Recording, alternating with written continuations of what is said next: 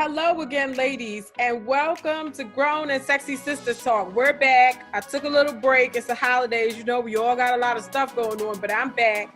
And today I have my dear, dear friend, Rachel Eccles with me, and she is the owner of Gaia Zen Yoga.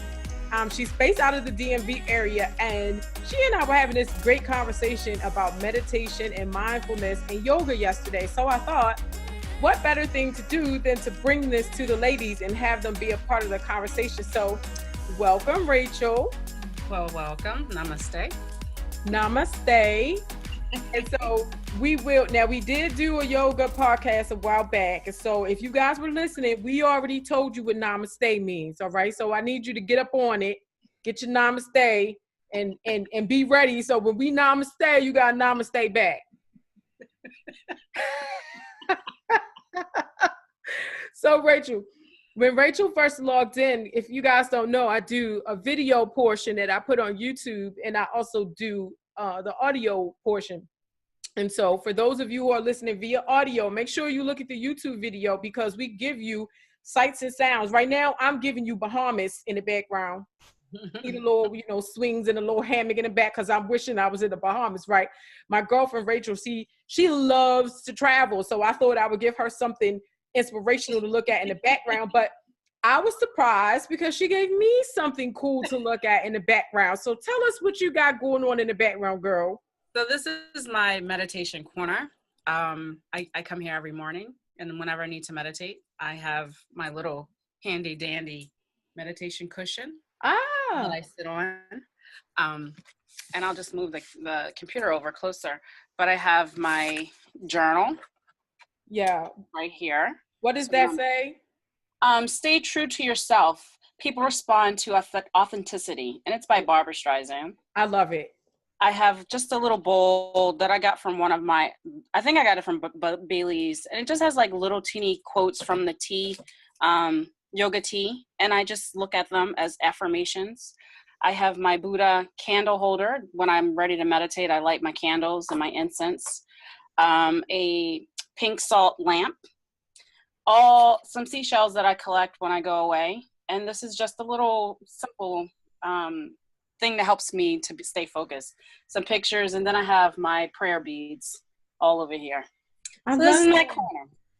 I love your corner. I need a corner. So I'm going to make myself a corner. And really, I think I probably need 3 or 4 corners. And that's fine. I need 5 Zen corners in the house. But this is my Zen corner in my bedroom. And I love that. Yep. It looks so peaceful. I need that in my life. So I'm glad this is why we do the video portion, so we can see what's going on with the other person. I love that. Thank you. That's amazing. So tell us about your yoga journey and what inspired you to start practicing yoga. So I've been practicing yoga for 11 years now. I've been teaching for 4 to 5 years.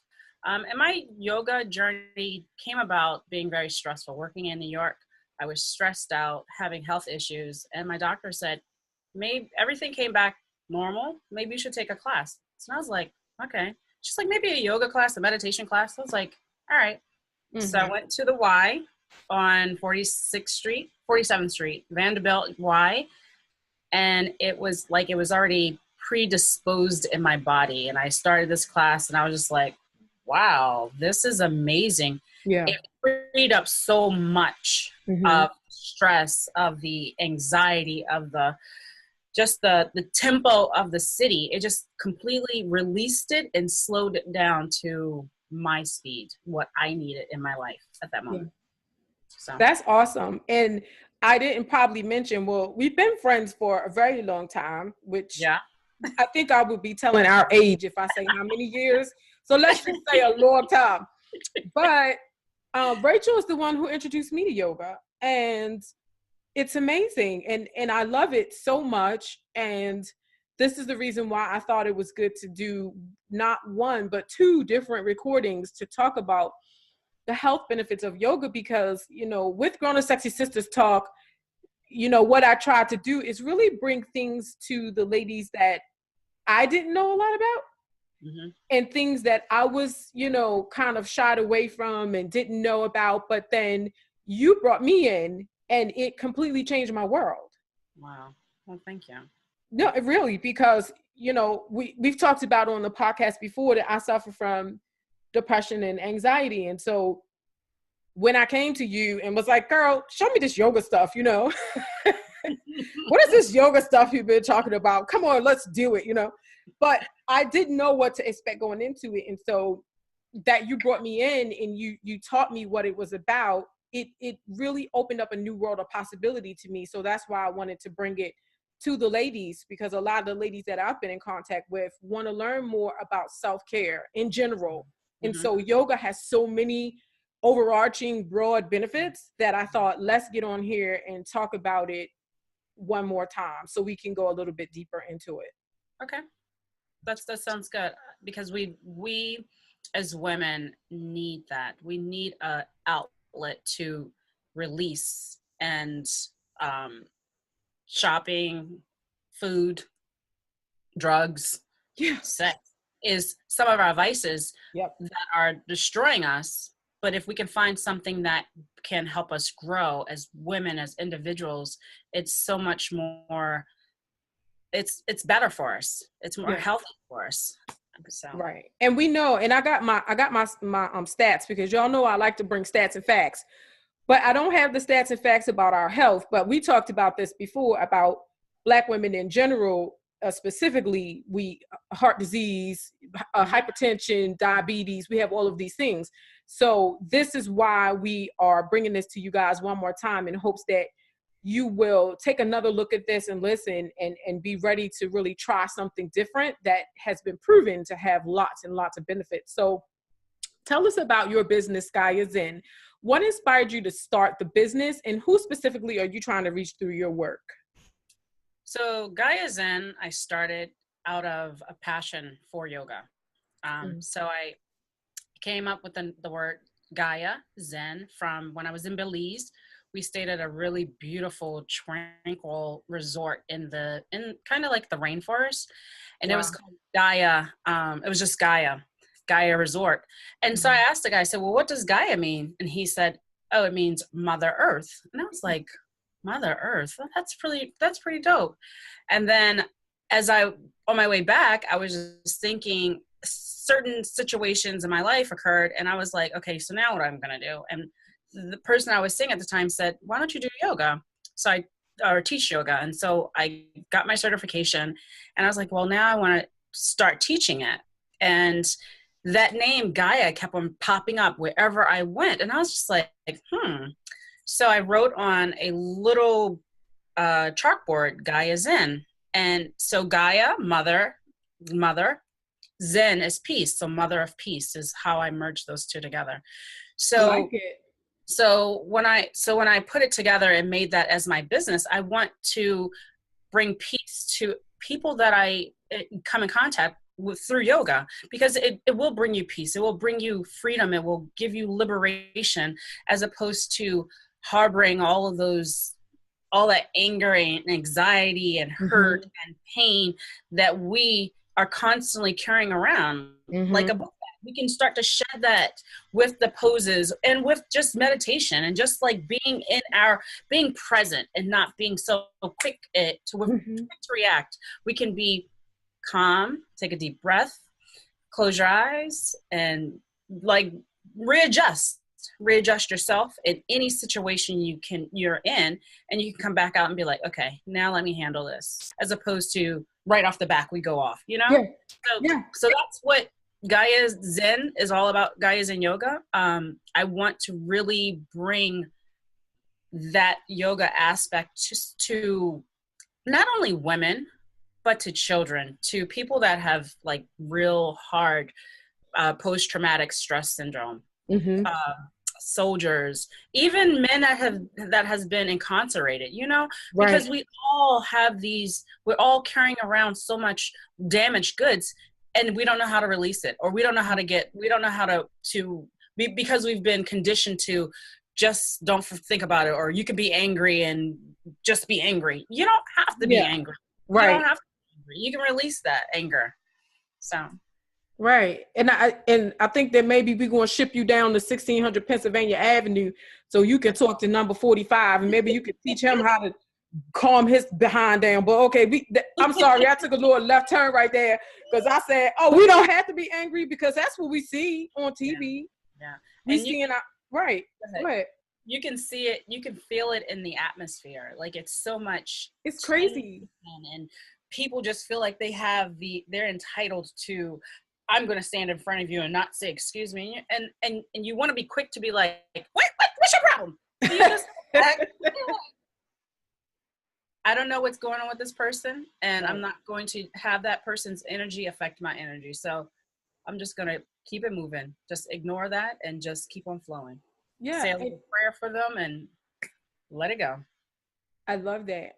I love that. Don't give me goosebumps.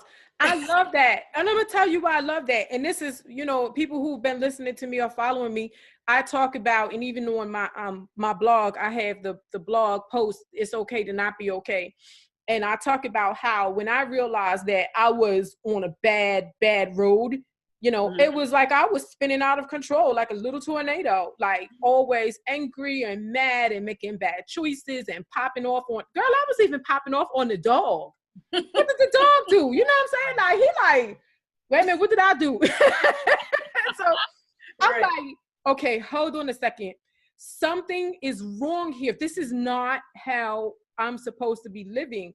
And so I need to go somewhere and talk to somebody to help me unpack this, number one, which was psychologists and mental health and dealing with that part. But also in going to a psychologist, I don't know, a lot of people may not have exposure to it. So one of the things they do is cognitive behavioral therapy. And part of that is learning how to recognize your thoughts, how to change them, how to make them positive, and how to just respond differently. Right. And that's exactly what you're talking about. It really is. And I think the whole psychology, sociology, attitudes all intertwine together. And when we can understand who we are and what we are all about and how we can change those predisposed ideas, we can grow as a person. And in yoga, therapy can help you. I mean, I go to a counselor every Monday faithfully because I need it. I need to be like, okay, what do you think about this? And she'll be like, no, Rachel. No. Sounds like my doctor. She'd be like, what the hell were you thinking? I'm like, I don't know. But it's cool because one of the things, and we're going to get back to the questions, but sometimes we go off on a tangent, but I just let the spirit lead me to wherever I need to go with these conversations. And I know you too, but sometimes, not even sometimes, but in our community, we don't have exposure to that. There's still that huge stigma that exists about getting ourselves and spiritually centered. And then of course we think spiritually in the Black community, it's all about church. However, there's more to that. There's more levels to that. And learning who you are, learning what your triggers are, learning how to get still, learning, matter of fact, something that was like a mind blower to me was I don't have to think that thought. No. Girl, wait, can they see my face? No. What do you mean I don't have to think that thought? No, surely every thought that comes in my mind, I got to follow through on that. No. But nobody teaches us that. No, why would you want to know that? Because this is the reason why things are the way they are, because we have so many people that are angry, that are stressed, and all the things that you said. Yep. And then popping off is just an automatic, but nobody ever taught them from a child. You don't have to think that thought. You can stop thinking that thought and you can think something different, and it can truly change the trajectory of your life. It's amazing. Absolutely. And this is deep. That's why I said, let's get on this podcast and let's talk about this. Absolutely. It is. I listened to this because when you're in this environment, you're constantly learning, you're constantly enriching yourself. So I listened to this young lady, and she was saying how you can, when you start to when you start to have those negative thoughts, you can say, you know what? In your head, I'm not thinking that. I'm going to start thinking about the roses that I picked this morning at the market, right? That's right. As opposed to, I don't want to talk to you right now because you are a jerk. You're being a jerk. You don't have to, you can say, well, freeze, pause right there. You know, those roses are, and it's not being a Sybil, right? With two different personalities. It's just retraining your thoughts to, you know what? I'm not going to get in a fight right now. I'm not going to have to subject myself to that. So I'm going to readjust and go the opposite way. And it changes the whole attitude or the whole tension in the room. And it's not that you're avoiding the issue. You just are saying, you know what, at this moment, let's just calm down, regroup, and then come back and talk about it in a later setting where it's not, first of all, it's not a whole bunch of people.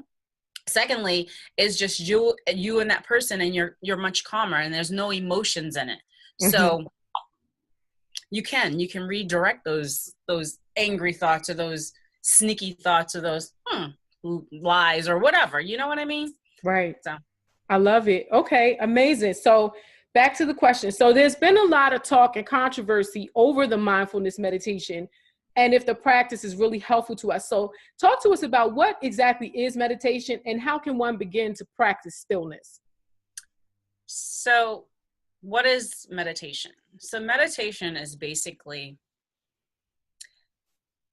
sitting down, or you could be in the car, you could be standing up, but it's literally closing your mind of all the chaos that's going on, all the thousands of thoughts and sounds and all of those things that are going on. You can say, you know what, I'm only gonna close my eyes and look at the light that's shining right in my forehead. And you focus on that, and all of those other things that are just scatterbrain start to just eliminate, right? They start to float out. And so it's to bring you back to your true self, the essence of who you are, as opposed to, I got to put on makeup to say that I'm Rachel, or I got to put on these expensive shoes. It's not a matter of changing who you are in your appearance.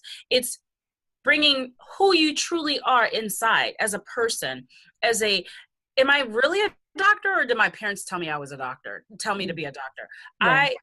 We all have purposes. We all have God gave us a plan on this earth, right? And so with meditation, it's just bringing you back to your source. It's having you sit in and talk one-on-one with that source, whoever you believe in, God, Jehovah. It's having you have that deep conversation with that person, helping to guide you through whatever circumstances, situations you are in, and encouraging you and guiding you if there isn't any circumstances or situations, but helping to guide you in a better path or an enlightened path. What was the second question? Or did I answer it? How can one begin to practice stillness? Because we talk about mindfulness and stillness, and I'm taking a positive psychology course right now, and we're learning mindfulness, and that is being aware of the present, not of the future, not of the past, but being present. And so how can one begin meditating or mindfulness and stillness? So for starters, I would say just wherever you are. You could be at your desk at work. You could be on the bus. You can be in your car. You can be sitting on a park bench. But you just want to literally just sit down, close your eyes, shoulders down your back. If you're in a car, if you're at a stoplight, if you're driving, you can't be. We don't want to get still while we're driving, okay? But you literally just want to shut all the sounds out. And for me, when I first started, I got a candle. I went into a room and I lit that candle, and I just quiet music, or I don't even think I had music on at that time. And I just stared at that light, and it's almost like you're homing in on one specific thing. And once you start to hone in on that one specific thing, all that extra stuff that's all around you literally just floats away. And you're like, wait, hold up. Was I here? And you're like, yeah, you were here. You just in that deep.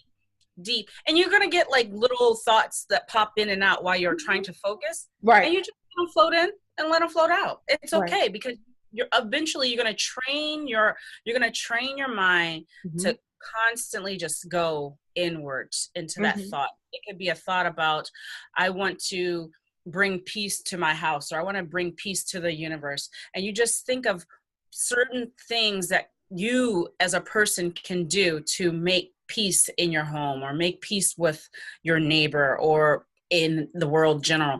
And so that's how you still yourself. You just sit down and focus on one thing. I like it.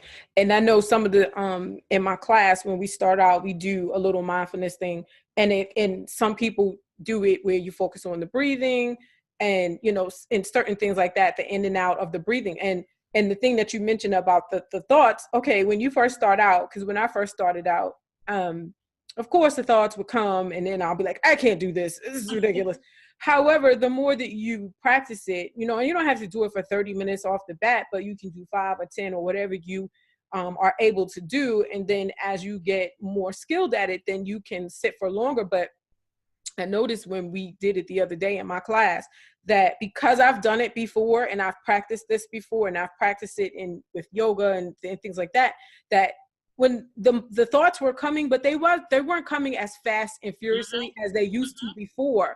And when they do come in, I'm thinking, okay, I gotta go to the grocery store when I get done with it, but right. Then I said to myself, oops, I'm not supposed to be thinking about the grocery store. Let me focus on my breathing again. So the more that you do it, the more that you are better at it. So I say all that to say, ladies, if you start this with us, don't get all frustrated because you're thinking about everything else in the world the first time you sit down to try.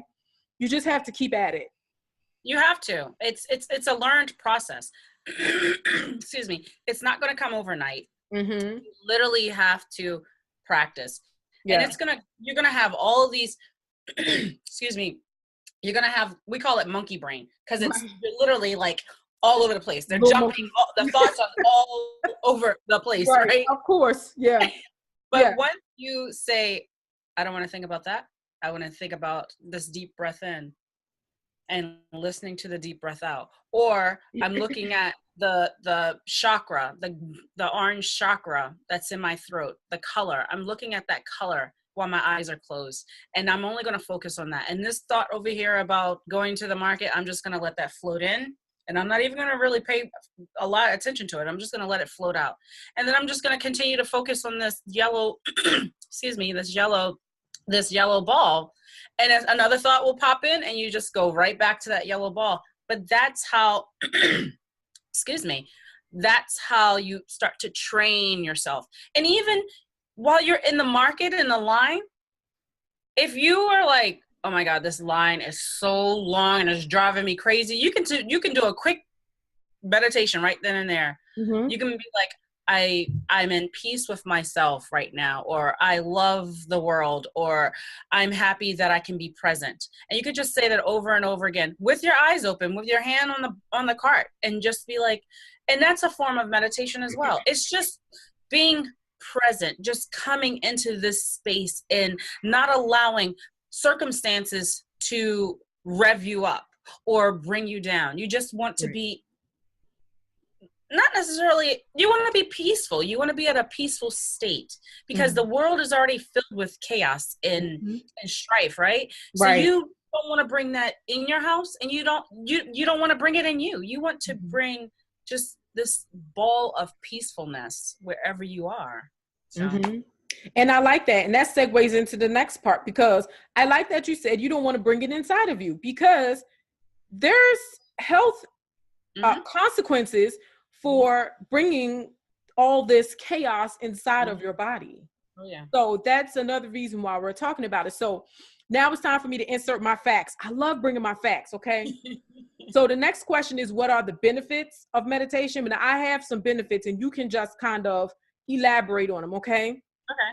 So the health benefits, and this came from an article, a blog that I read on Psychology Today. So this is scientific. This is not Gail just making this up because Gail just feels like talking on the podcast. Right. So health benefits. Number 1, calms and centers the nervous system. Yes. Number 2, sharpens attention and concentration. Mm-hmm. Number 3, it's been proven to decrease inflammation in the body. Oh, yeah. Okay. Reduce muscle tension and strain. Yes. Increase body awareness. Mm-hmm. Obviously relieving stress. That's like a big one. Right. It helps with anxiety. Mm-hmm. It helps improve decision-making skills. It helps you improve compassion, and you're more compassionate with your fellow man, woman, Right. whatever. Right. And it helps improve your overall life satisfaction. So these are things that I found on Psychology Today, and this is scientific. It is, and that's all of those are true. For one, for women, we hold all of our tension in our shoulders and in our guts. Yeah. Right? Mm-hmm. So when you sit down and you roll your shoulders back, you're releasing, you're opening up all of this muckety muck that you have built up in your shoulders, right? Mm-hmm. And with your breathing, you start to release that tension in your belly. And so it's helping to bring all of that nastiness that we've been holding on for so long. But when you start to meditate, and people are like, well, maybe I have ADHD and I can't focus. You can have ADHD and still focus. It's literally just rewiring your brain, rethinking, redoing. And once we start to rewire, you can focus. You can focus on that, looking up and at that one cloud or that one bird in a tree, and just, oh, that was a form of meditation. Yes, that was a form of meditation. And let those thoughts come in and come out. But all of those statistics are true. You will feel so, it's like you had this heavy book bag on your back that's been weighing you down. And when you start to meditate, you walk out like, oh, that felt so good. Mm-hmm. And it's not being disillusional or, oh, well, you're like that for a day or two. If you continue to practice, it literally starts to shift your thoughts in your body, how you feel about your body and how you feel about other humans, right? You don't feel like, ugh, I don't like you because of X, Y, and Z. You're like, you know what? I don't know your situation, and I don't know why you're angry, but I'm not going to hold that anger against you anymore. I'm just going to have empathy for you because I don't know what your situation is. But all I can do is love you from a distance and give you positive, like, hey, affirmations. But you have, it's almost like a shield. You have to keep that out of you, and meditation will help. Meditation will be your little force shield. I like it. Put a little bubble and gives you a little bubble around it. We need it. Listen, we need it, okay? Because life is stressful. There's a lot going on right now. Yes. And I've been speaking to the ladies in the Grown Sexy Sistahs group and the women that I coach, because, I do the coaching too, right? And it's a similar thing. Like, everybody is so completely stressed out right now. There's so much stuff going on. We have these jobs and we have the children and we have all these responsibilities in the home, and wow, it's overwhelming. And you have the holidays. So the holidays are already, people are on anxiety. Oh my gosh. Times 10. And you're like, okay, I can't go into this store because you guys are like really draining me right now. Cause it's just like, everybody's so antsy. Yeah. You're like, okay, calm down. But we don't, and the good news is we don't have to be that way, but there has to be people like you and I to sit here and tell people, you don't have to be that way. No. Because don't get me started on that whole thing with the holidays and the Christmas season, because this is economics at its best. And you only have 10 more days left. Companies and right, advertising and companies are getting rich off of the amount of stress that they're piling on us, you know, making us think that we have to do this and we gotta buy that. And it's crazy. It's causing people to be depressed and anxiety and stuff. But that's a whole nother, we're gonna have to do another podcast just on that. Yeah, I agree. Look, change the channel. I talked to my doctor today and I said to her, I said, you know, doctor, I can't say her name, but I said, you know, you'll be proud of me because after 2.5, almost 3 years, I've learned how to change the channel. And she said, what do you mean? I'm like, I've learned how to change the channel on the thoughts and the things that have made me sad in the past. Like, my children are grown now. Christmas is not the same. I don't get to go buy these big toys and presents. And that can make some people sad this time of the year. The traditions are changed. Things are different. And you know what? I've learned to change the channel. I don't like what I'm looking at on that channel. That's right. I don't like that channel, the channel that me being sad, me being woe is me. I can change the channel. So now I'm like, doop, doop, let me put on a different channel. And on that channel, I can create new traditions. I can do different things for Christmas. I don't have to feel that stress. So that's about changing the channel. But you won't know how to change the channel until you learn these techniques that we're talking about. Absolutely. You have to get this basic stuff and learn how to center and be mindful in yoga. And then you can learn to change the channel. Because that's why I'm sitting here stress-free at Christmas. Because I changed the channel. I'm like, look, I ain't buying y'all no whole bunch. Hey, I love y'all. Right. I ain't buying y'all no whole bunch of gifts because I don't. And it's not even about the presents at Christmas time. Right. It's about family and being together. Mm-hmm. It's not about how many. Well, I got you 5,000 gifts to this Christmas. But it used to be that way. It used to be that way for me, and it was very stressful. It's very stressful. Look how much debt we rack up at Christmas time, and then in January, February, March, we try and pay it off. Right. Lord. Okay, that's a different conversation. So. We talked about we talked about where we can do it. We can do it pretty much anywhere and how long. So what are some of the ways what are some of the ways this practice along with yoga can help improve our mental health? It can improve your mental health to the 10th degree. Okay. I know. For me, yoga was my saving grace when I was working, being stressed out, because you come to yoga, you meditate, and you set an intention. An intention is a thought. It could be a word, it could be a phrase, it could be something that you're asking the universe for. So you use that in your practice, and so after you do your meditation, your whole flow, your whole yoga flow is a contribution to that thought that you've had. So when you're in that pose and you're like, oh my God, why do I have to stand here in warrior one for 5 more breaths? It's helping you to say, nope, I'm not going to think about how long I'm going to be standing in this pose. I'm thinking about my intention, how I can make this intention, whatever, the word peace. How can I bring this peace into my body right now when I know I'm in anguish? And you go, oh, peace, breathe that peace in and out in those parts of your body that you are struggling with, right? And then once the practice is over, you're like, oh, I do feel relieved. And I do feel a little less cloudy in my head. And I feel my posture is a little better because I don't feel slumped over with all the weight on the world on my shoulders. I've kind of pushed this shoulder free and I'm working on this shoulder. So it just aligns the whole mind, body together. And when you practice it on a daily base or a weekly base, it's almost like a sponge. You have this big, huge sponge that's filled with water. And when you start to squeeze the water out, you become lighter.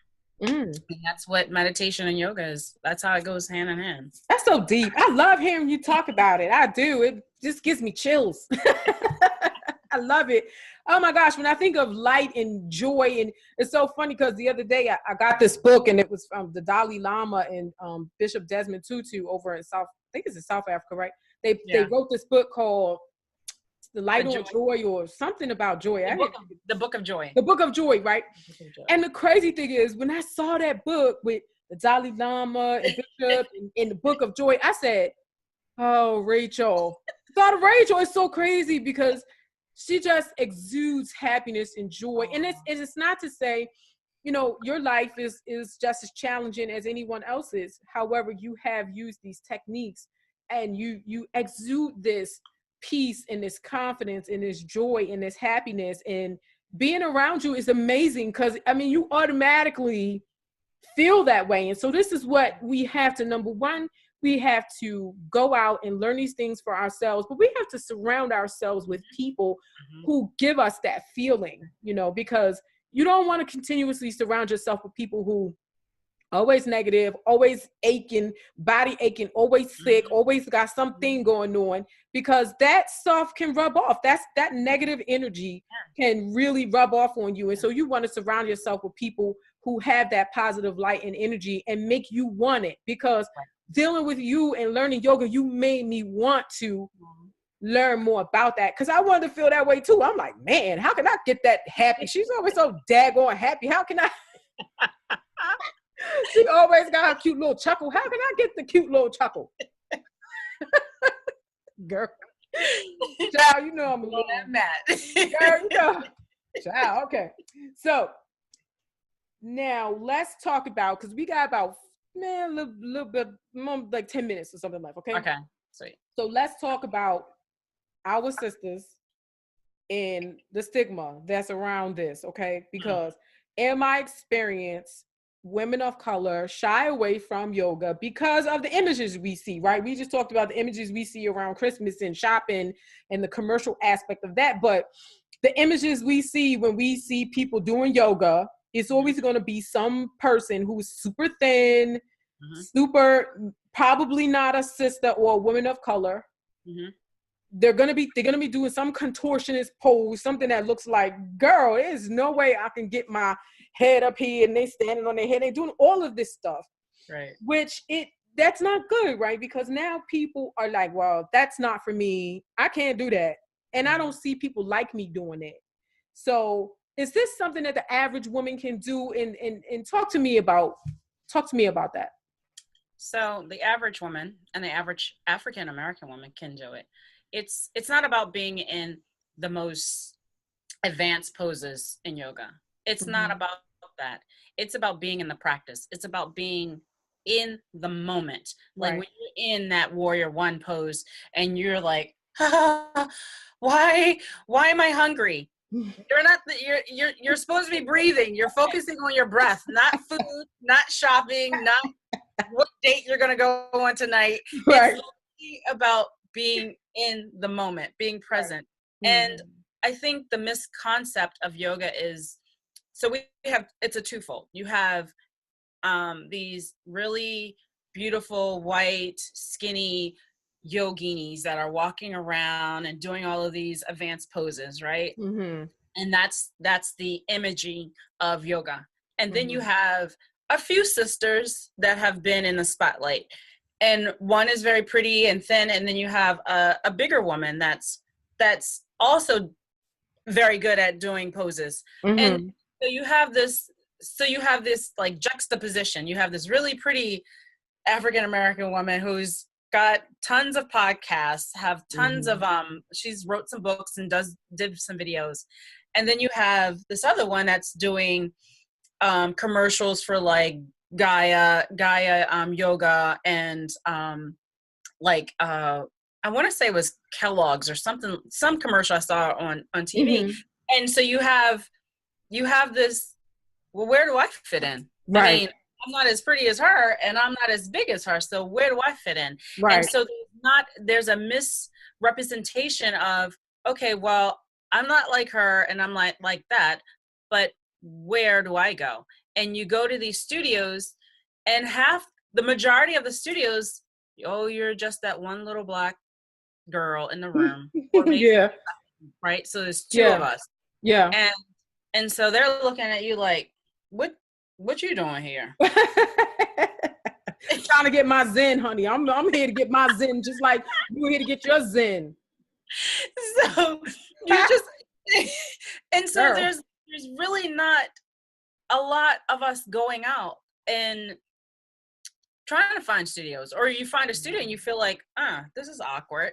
And so you're like, oh no, I don't want to do this anymore. Mm-hmm. Or you go to the gym and the gym has a yoga class and you're like, oh, okay. But it's not the same ambiance or the same vibe as a studio. And so you're like, okay, so now where do I go? And so for me, I feel as though I want to create an environment where women of color can come to a location and feel comfortable, regardless if they can do a pose that's advanced or a beginner's. It's not about the pose. It's about understanding your body and loving your body. And we have such low self-esteem when it comes to our bodies. Right. And, oh, I'm fat. Oh, I got this. And, oh, I don't have this kind of hair. And I want to remove that. I want you to love yourself, whether you're a size 2 or a size 22. Just love who you are. God made you special. So you should be happy. You should be like, hey, I'm happy. I'm good at size 22 and I'm healthy.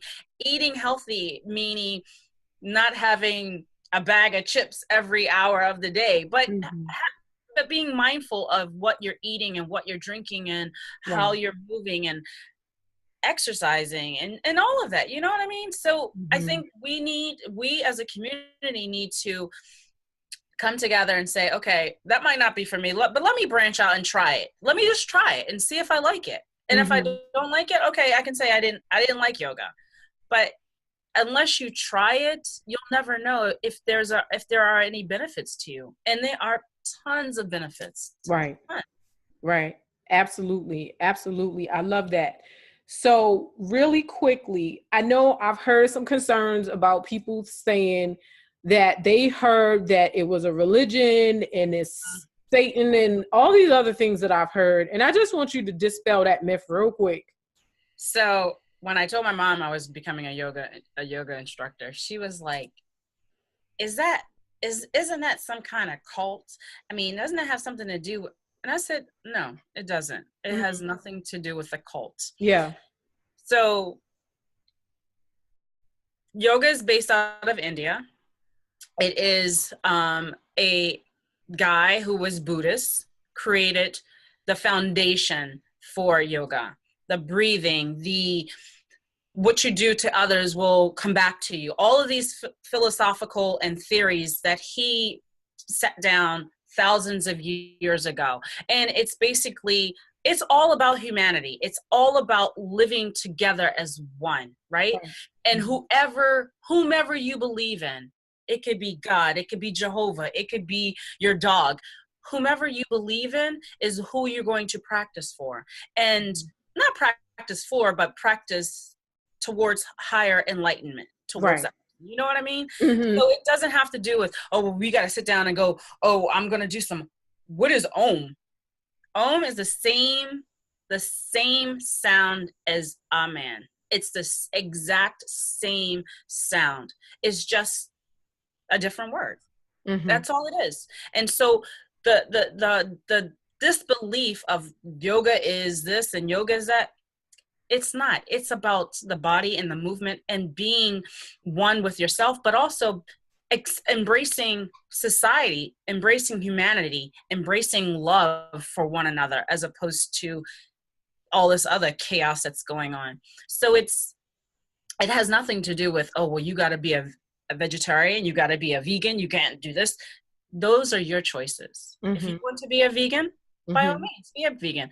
Yeah, the practice does say, don't eat this and don't do that, but this is your vessel, right? So if you want to be a vegetarian, if you want to be a vegan, if you want to eat meat, nothing is stopping you. There's no rules to say, nope, you're a beef eater, you can't practice yoga.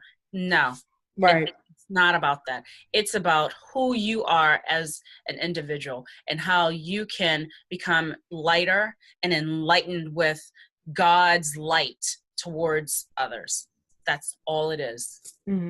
I love that. That's a wonderful explanation. So you have a beginner's workshop coming up, and you will be having a question and answer session and a flow. So tell us a little bit more about that and what I think we're going to do it sometime in January, but tell the women about that and how they can participate. So we're going to do a 3 to 4 hour workshop. And basically it's going to be, the first part is going to be about meditation, how to meditate, how to get grounded in the practice, right? And so we'll start with a little bit of meditation. And then the next part will be question and answers. And it's basically, how do you do a flow? What is a flow? How do you breathe? What are some breathing techniques? How do I hold this pose? Is this the right alignment? Do I need to stand like this, or do I need to stand like, so it'll be questions, answers, and demos. So each phase will have a demo, and I'll do the demo, or you can be my demo. But I just want people to understand, get a better understanding, as opposed to starting the new year, I'm going to take yoga, and they're in the class like, what is going on? Right. What is that? Monkey? What is that? You know? Yeah. Vinyasa. What is a vinyasa? So I just want to enlighten people with terminology, poses, and how breathing techniques, and what are key words or phrases that are said during a class. And then the last portion is going to be an hour flow. So you're going to do an hour of yoga, and it will be at a beginner's pace. And if we have to stop and readjust or get some more questions like, well, how did you do that? Then that's fine. And then afterwards, it's going to be a light refreshment, maybe a light refreshment. So, and that way we can still mingle. And if people want to continue this path down yoga, we can establish a weekly, daily, monthly practice. And that way, because you don't want to just start something and be like, so it's kind of like an introductory package. And then we can say, you know what, maybe we can meet once a week, or maybe we can meet twice a week. And that way you can build on that platform. So wherever you go, wherever you decide to go, you'll have that foundation. You'll have that strong foundation of when you go in and they say meditate and you close your eyes, you know what you're meditating about. Or if they say set an intention, you know what that is. Or if they say chaturanga, you know that's plank, low plank, upward facing dog. So I just want people to be enlightened with yoga, the meditation, just the whole vibe of it, and see if they like it. And that way they can take it and run with it. So. I love that. I'm here for it. I told you I am here for it. And you're going to have to do, one thing we didn't mention is that you can do, not a revise, or you can revise it for people based on their needs, because if anybody's been listening to me, I had that, modified, because I had the ankle surgery. So I may not be able to do some of the same poses, but then you can do modified poses as well. Exactly. So that's a good thing. And that's the whole part about question and answer. That way you can say, well, what about if I have a lower back issue? How can I do some of these poses when I know I'm going to be compromising my lower back? We can discuss different options, as opposed to, I can't help you. You got to figure that one out on your own. You know what I mean? Girl, I love it, because that's what some people would do. Be like, sorry, wrong class. Find somebody else to help you. I love it. Okay. Just sit there and listen. You know what I mean? Awesome. Thank you so much. All right. So last but not least, so tell the ladies where they can reach you if they have more questions or want to participate in one of the classes or the workshops. So you can reach me at 2gaiasin@gmail.com. Or you can reach me, I don't remember my phone number. Girl, don't worry about the phone number, but spell that Gaiasin, please. Okay. So Gaiasin, 2, the number 2, Gaia, GAIAYOGA @gmail.com. Oh, 2gaiasinyoga@gmail.com.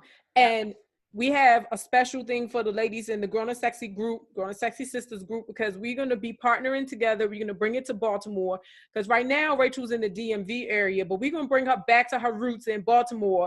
So we're going to have some of these classes, and we're going to work together with the ladies in the Grown Sexy Sistahs group. So if you're a part of that group, you'll be hearing more. I'll be giving you the information to let you know where Rachel is going to be, so we can all meet up and we can go on this yoga journey together. Because, girl, we all need some Zen. Yes, we do. Girl, I'm here for it. And as a matter of fact, Look, I'm gonna make my little Zen corner tonight. My little prayer corner. I love it. Yes, you have to. It's a must. It's a must. I need the Zen and I need Jesus, but that's for another day. We'll talk about that another time, child.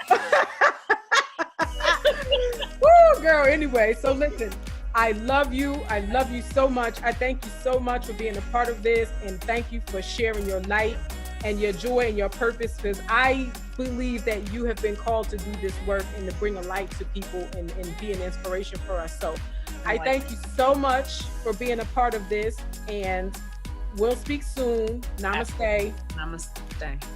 All right. Talk to you later. Talk to you later. Bye.